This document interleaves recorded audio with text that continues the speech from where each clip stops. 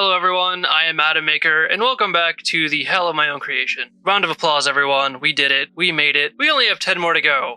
We've officially entered the era of Puppet Master where there are no numbers, yay! Just subtitles, so that's great. For this video, I'm only going to be covering Puppet Master 6 through 8, plus the spin-off versus Demonic Toys. It's not part of the timeline, so it doesn't really count, but I want to do it anyway, simply because it does have Puppet Master in the name. So just to put it out there, I'm not doing part 9, because that's a part of the Axis trilogy. I don't want to break those movies up, so we're just going to do 6 through 8 plus versus Demonic Toys. Hope that clears everything up. So without further ado, let's do this.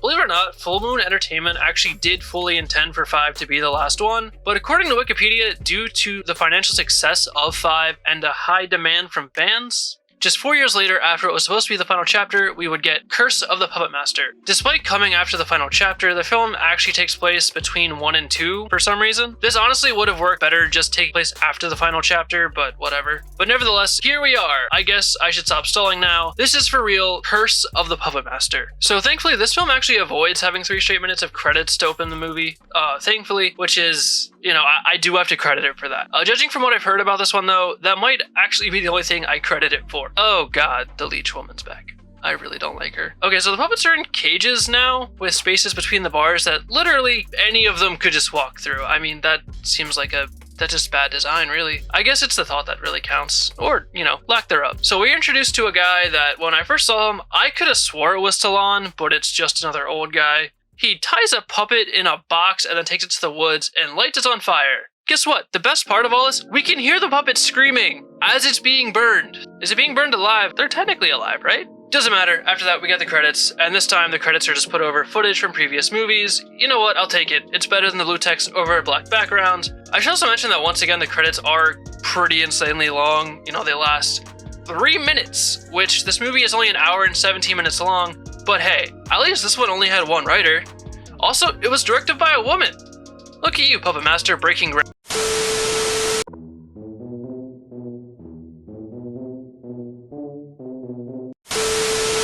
So after the credits, we are taken to what I assume is a grandfather and his granddaughter, talking about how smart she is, and how she's in college to bring pride to the family name.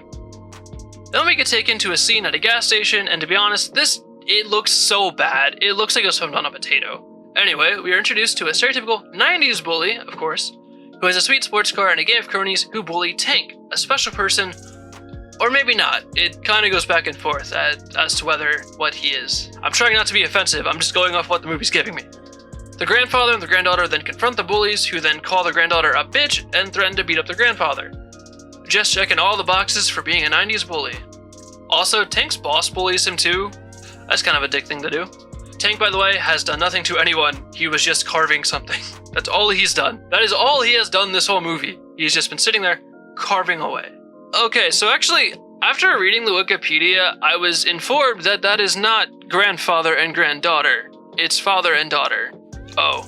Also, we learned that Tank is only paid $30 a week. Oh, mid-90s, when $30 was actual money. So the father, Dr. McGrew, that's not going to be annoying to say, hires Tank to make some wood carvings and offers him $35 a week. Amazing. Okay, so Dr. McGrew shows Tank the puppets who are good again? I guess it's never actually established, but McGrew's daughter just holds up Big Hands like he's a pet. It's also revealed that McGrew bought the puppets at an auction, but if that's the case, how did the puppets get back to the hotel for Puppet Master 2? Why am I thinking about this? Once again, this film reminds me it was filmed on a potato, and then 2 sheriffs decide to bully Tank because he is the world's punching bag, I guess. So McGrew has the puppets on display for his magic show, I guess, and just has the 6-armed cowboy firing around civilians.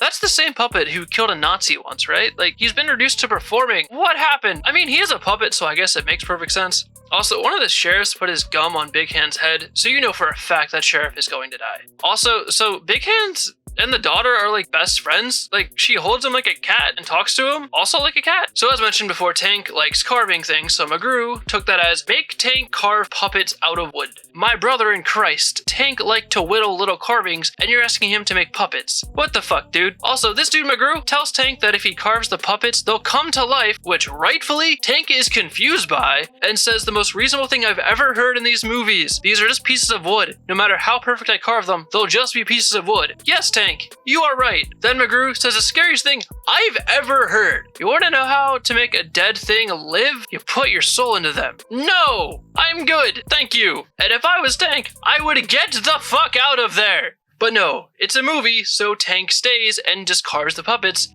for this man. For some reason. So after Tank does some carving, they're at dinner, and McGrew starts going on about how cool Blade is, which I mean, Blade is the coolest one, but it's also kind of weird. Like he says, take a look at Blade. He never tires, never hungers, knows no fear, tells no lies, feels no pain, has no secrets. Yeah, he certainly has no secrets. McGrew also thinks the world would be better if everyone was puppets. Okay. McGrew's daughter then rushes Tank to bed for what I'm going to assume is only holy and wholesome reasons. While Tank is carving, McGrew's daughter tries to get his attention by saying the house is on fire and then she's naked, and then Tank cuts his hand. Good job. She then compliments his hands, and I'll be honest, I love his response. They come with the rest of me. Which, as someone who's been told how nice their hands are, a fucking man. McGrew's daughter then tries to seduce Tank, but Tank is a man of God, and does a goddamn it, Tank! No! Joke's on me for thinking we'd get a Puppet Master movie without a sex scene. Anyway, Tank keeps having these dreams about becoming a puppet, and to be honest, it is quite literally one of the most terrifying things I've ever seen. So as expected, Tank and McGrew's daughter have made things very awkward, you know, since they have done unholy acts and have made God cry. To be honest, there's nothing inherently wrong with this movie, like the script or acting wise, but I do have one question. Where the fuck are the puppets? Tank and McGrew's daughter then come across the remains of the doll that was burned in the beginning, and then the 90s bully essentially just assaults McGrew's daughter. And by essentially, I mean, yeah, he just assaults her. Like, it's just full-on assault. It's very uncomfortable to watch, and I hated every second of it, although Tank does almost kill him, so there's that. Oh, and just one more thing. Where the fuck are the puppets? I thought this was Curse of the Puppet Master, not Curse of What the fuck am I watching? It's been 45 minutes, and the puppets haven't killed anyone! What is the point of this? So the boy then decides to break into McGrew's daughter's bedroom, and thankfully Big Hands attacks him, but unfortunately the bully just kills him, which rightfully pisses off the other puppets, so McGrew takes them, and they just murder the fuck out of the bully. But before, the bully is using a bench press, and talking to himself, and pretending to, what I can only describe as forcefully making McGrew's daughter do things. That's right. Do it, bitch. I said, do it. Oh yeah, that's right. Oh yeah, you like that, don't you? Kill him. You know what? The line the puppets have been walking between good and evil has always been thin, but you know what? Just fucking kill this guy and they'll be the fucking heroes of this series, okay? I don't care. So Blade and Drillhead just kill the bully. Blade cuts out his eyes, and Drillhead, to put it in the simplest terms, just drills his dick. Which, I'll be honest, was kind of cool. Granted, it took 52 minutes. 52 fucking minutes for a puppet to kill someone in a Puppet Master movie. There is 25 minutes of this movie left, and they just started killing people now. Okay, you know what? It's time to speed through some of this. Tank actually is able to save Big Hands and talks about nothing with McGrew's daughter. McGrew talks to his daughter about how she shouldn't be with Tank. Fair enough. McGrew's daughter then finds Tank white in the face while carving some puppets. McGrew and his daughter again talk about things that you don't care about. The sheriffs investigate the bully's death and bully the bully's friends. Whoever did the fighting in this movie, send them to death. It is so bad. Look at this shot. It is so bad. So then McGrew's daughter leaves to go pick something up for her father, and then Tank wakes up tied up in his underwear. McGrew then unloads a whole lot of exposition and tells him that he is going to put Tank's soul into the puppet that Tank made. The sheriffs then arrive and have a standoff with McGrew. Blade and Drillhead then kill both the sheriffs. Honestly, that's fine. They're dicks. Anyway, Tank is begging for his life. McGrew's daughter, who arrives at the place to pick something up for Dad. Plot twist, there was nothing for her to pick up. It was just a distraction for him to suck the soul out of Tank. Wait, no, not like that. McGrew's daughter then goes and finds the burned remains of the last person her father sucked the soul out of, and then decides to rush back to the house. Sadly, McGrew has already sucked the soul out of Tank, and he becomes a puppet. Then the puppets turn on McGrew, for some reason. Like, just out of nowhere, they decide, fuck it, let's kill him. Cool. I mean, to me, that's perfectly fine, but plot-wise, it just happens. It makes no sense. McGrew's daughter then comes home to find her father sliced up, and Tank, now in a robot body, shoots electric at McGrew, cut to credits, it's over. What the hell was that ending? Like, it doesn't even have an ending. It just ends. It was like the movie couldn't wait to be over, so it just ended. Granted, I'm not upset about it, because it is over. I am, however, upset that I watched it. I didn't like it at all. There's no reason for this movie to be in the series. It honestly feels like they had another movie, realized it was shit, and then because of all the demand for another Puppet Master, we're just like, fuck it, we'll shove some puppets in it, and it just did nothing but make it worse. There was one positive. It was short. Thank God it's over.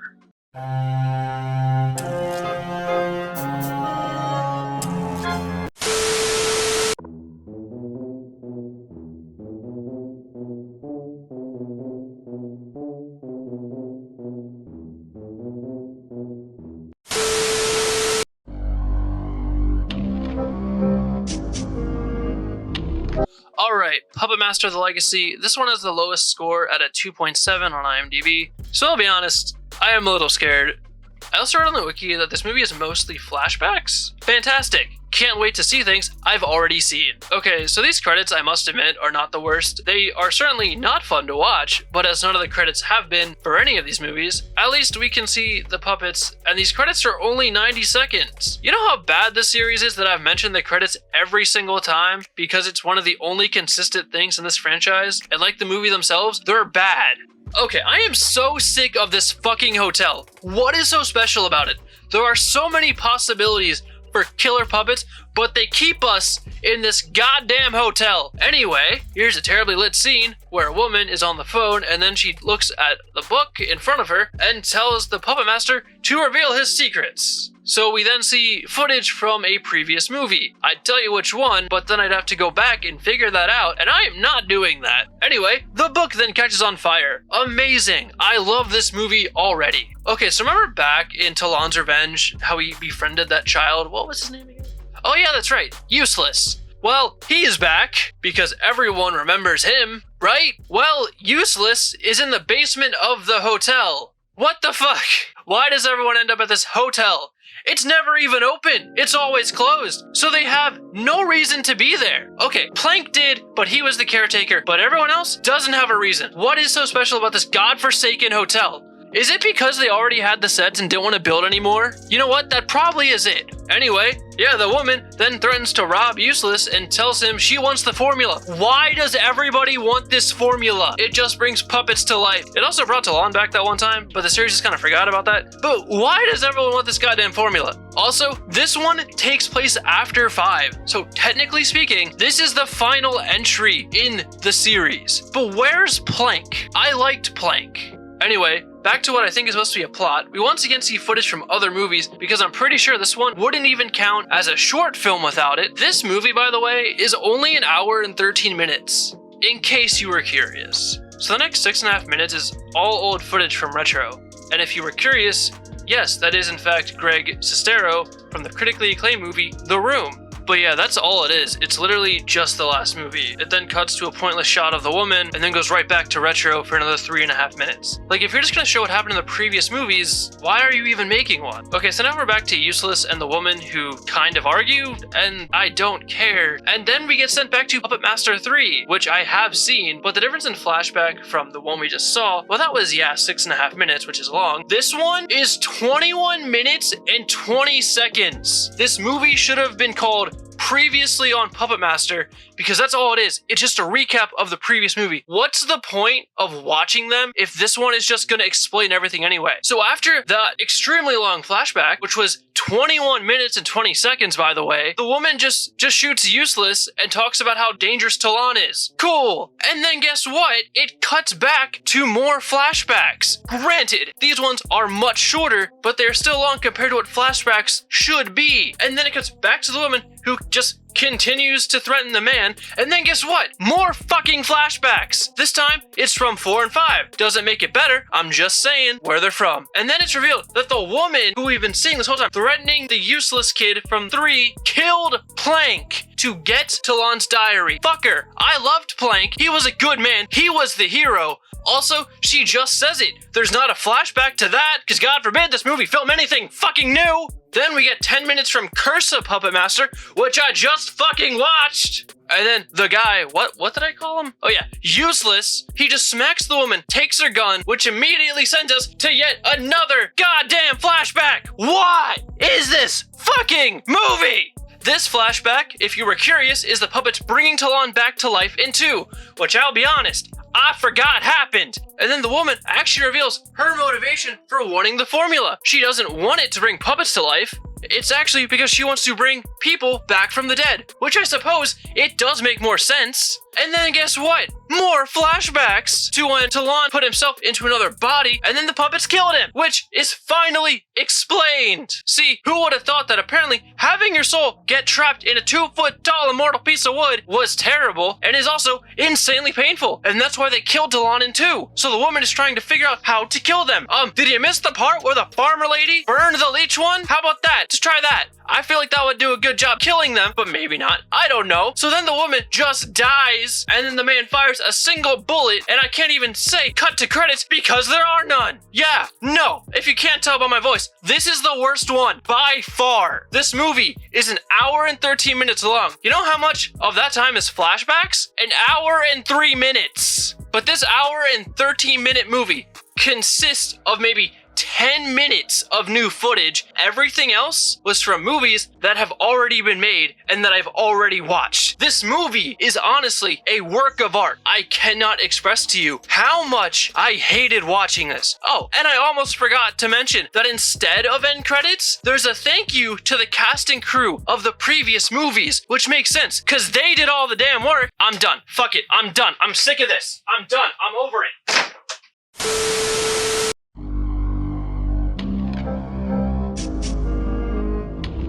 I don't want to talk about this movie at all.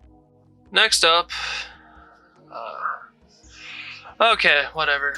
So Puppet Master vs. Demonic Toys is the long-awaited crossover between Puppet Master and Full Moon Entertainment's other Killer Doll franchise, Demonic Toys, a horror film from 1992 that, you guessed it, is about demonic toys. I've never seen it and I refuse to watch it, so let's just get this over with. Oh, would you look at that? It's a Christmas movie. This surely will go down as a Christmas classic, much like Christmas Evil and Fred Claus. Oh my god! Is that Corey Feldman? What? How did they get Corey fucking Feldman? What is he wearing? You call that a wig? I call that a crime against my eyes. Also, that voice. And besides, for a cop, she was hot. Why? He sounds like he gargled nails. What is this? It hasn't even been 5 minutes, and this is the most confused I've been the whole series. Okay, after collecting myself, Corey Feldman, who is somehow in this movie, is the great-grandnephew of Talon, and he has somehow managed to get his hands on Talon's diary and is making the formula with his daughter. I mean, it's better than if he wasn't around, but like not by much. Like, at least she has a father figure. Although, since it's Corey Feldman, she will more than likely become a murderer. So his daughter pricks him to get some blood and then asks, "Are we weird?" Yes. Although Corey says no. I would still say yes, personally. The two of them then, I don't know, begin processing the formula. Then we see an animatronic ladybug that secretly has a camera in it. Cool. Now we're at Sharp Toys, which they really went with that. Sharp Toys. That must be a PR nightmare. We are then introduced to Miss Sharp and a generic henchman who are watching Corey and his daughter. Okay, I just want to interrupt this real quick and just say this movie has the best production value in the entire series. Like, I gotta say, the lighting, while still bad, is not as bad as other movies. And the set looks like the production team actually tried. Oh my god! The six-armed cowboy, what did they do to you? He looks hideous. I retract my statement about the production design. So Corey injects the green liquid into the six-armed cowboy and brings him back to life. They also then bring back redesigned Big Hands, who looks like he's made of clay now. Twisty Face, is that what I called him before? I don't know. Whatever. The Jester, and then Blade, who was also redesigned. Why the fuck would you redesign Blade? Come on! He was the coolest one! So yeah, all the puppets just look so much worse than previous movies. Like, significantly worse. They are all hideous. I want to make a note about something Corey says here. He won't hurt you. As a matter of fact, they've been protecting the Talon family for generations, almost like guardian angels. Just gonna ignore the end of Puppet Master 2, huh? Alright, movie, if you don't care, then I don't care. So the people at Sharp Toys then send people to steal the puppets. The puppets promptly beat the fuck out of them, but then the six-armed cowboy sadly causes a fire, which burns all the puppets, but thankfully, Corey is able to save them. A policewoman then shows up, and Corey tries to act. Tries being the key word. Back at Sharp Toys, Ms. Sharp and the generic henchman take the receptionist, who looks like she's 13, down an elevator to meet the board of directors. She's gonna die, isn't she? What is this place? It's my own personal playroom. Yep, she's so dead. The poor receptionist is then motorboated by a baby doll. I honestly have nothing to say to that. I don't know. What would I even say? He then somehow convinces the policewoman to lie in her report. He then weirdly checks her out as she leaves. He then makes a bold claim that she was into him. I mean, with that hair, how could she not be? Whatever, back to Ms. Sharp's personal playroom. The toys are biting the receptionist. Like, they're not eating her, but they're just kind of gnawing at her. She reasonably asks for it to be over and instead gets put into an Iron Maiden. Her blood is then drained and Ms. Sharp makes a call out to a demon, of course. Oh my god, what the fuck is that? The haunted house I worked at when I was 18 had better effects than that. The psychosexual costumes look better than that. The demon and the Sharp lady then argue over who gets Talon's blood and that the Talon family is gonna end. Please do! Kill them all! I'm sick of these. Who am I supposed to be rooting for here? Corey Feldman or the demonic toys that want to kill Corey? It's honestly a coin flip. Back in the Corey cave, the puppets alert Corey that there's a bug. The bug then explodes when Corey holds it. Alright, Corey and his daughter then do some super hacking and discover that it was Sharp, and then their computer just explodes. They then pack up the puppets and go to their grandmother's house, of course. Which, by the way, you never see her. Does she exist? Maybe. We then learn that the Sharp lady's father sold his soul to make Sharp Toys as successful as it is. Corey then decides it's best if he goes into the Sharp Toys plant and tries to take them down.